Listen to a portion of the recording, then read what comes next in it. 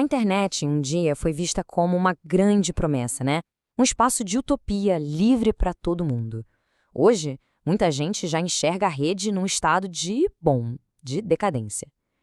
Como a gente chegou nesse ponto? Vamos dar uma olhada nessa jornada, desde o sonho original até o que a fonte chama de merdificação. Pois é, essa é a grande pergunta. A internet parecia um território novo, livre, cheio de possibilidades. Para a gente conseguir entender essa transformação toda, a gente precisa voltar lá no começo, na ideologia que deu origem a tudo isso. Ok, vamos mergulhar nisso. A ideologia que moldou o início da internet não surgiu do nada. Pelo contrário, ela foi construída em oposição direta a um inimigo muito, mas muito claro: o Estado.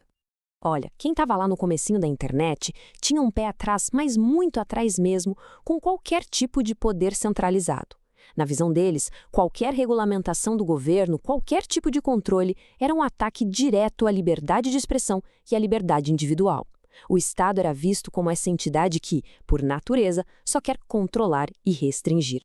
E é aqui que a coisa começa a complicar. Porque essa fixação total no Estado como o único grande vilão acabou criando um ponto cego gigantesco. Enquanto todo mundo estava olhando para a ameaça do governo, uma outra força, bem mais sutil e poderosa, estava se preparando para ocupar esse espaço.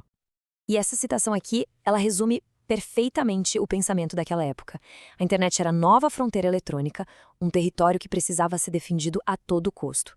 Só que a defesa era contra um único tipo de invasor, deixando o portão principal, digamos, completamente aberto para outro. Bom, e como a gente sabe, um vácuo de poder nunca fica vazio por muito tempo, né? Isso nos leva direto para a segunda fase dessa história, a colonização da internet. O que a gente viu foi uma mudança, assim, radical.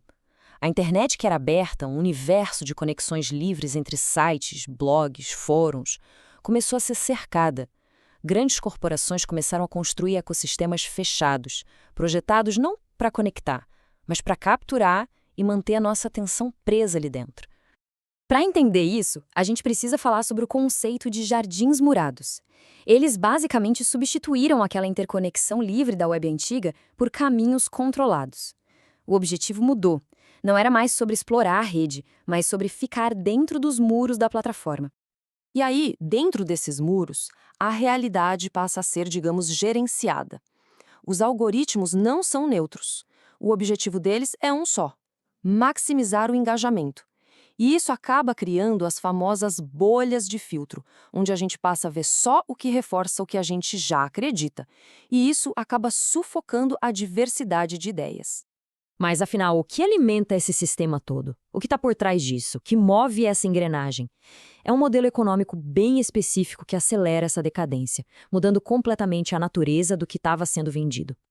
Sabe aquele sonho libertário da praça pública digital, da troca livre de ideias? Então, o que se descobriu é que não era bem isso que estava sendo vendido. A verdadeira mercadoria era outra.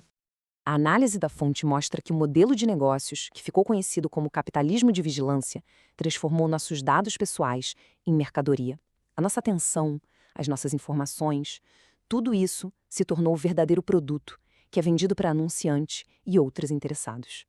Então, quando a gente olha para o objetivo dos algoritmos, a coisa fica bem clara. A missão deles não é buscar a verdade, nem a diversidade de opiniões, muito menos o bem-estar de quem usa.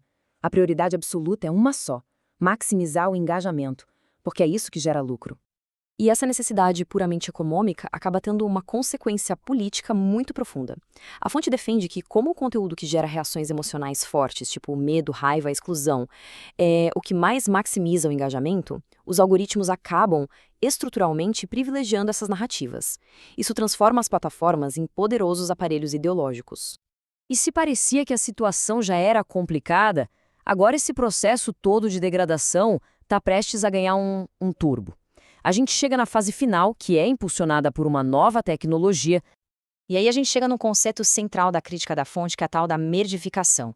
É descrito como o estágio final da decadência de uma plataforma, um processo deliberado, intencional de piorar o serviço em nome do lucro. E isso não é um acidente, é uma estratégia de negócio. Primeiro, a plataforma é ótima, é incrível para atrair todo mundo. Depois, a qualidade do serviço para os usuários começa a cair para beneficiar os clientes que pagam, como os anunciantes. E, por fim, a qualidade cai para todo mundo, enquanto a plataforma suga até a última gota de valor que conseguir. E é aqui que a inteligência artificial generativa entra na história. Mas, segundo essa análise, não como uma ferramenta de libertação, e sim como a máquina perfeita para a merdificação. A finalidade dela passa a ser produzir em massa conteúdo sintético, de baixo custo e qualidade duvidosa. Um tipo de lixo digital que alguns estão chamando de slop. E as consequências disso são bem diretas. A rede é inundada com esse conteúdo sintético, o que torna a busca por informação autêntica quase impossível. O ciclo se fecha. A pessoa fica presa, vira mercadoria e agora é alimentada por uma realidade fabricada, otimizada não para a verdade, mas para o lucro da plataforma.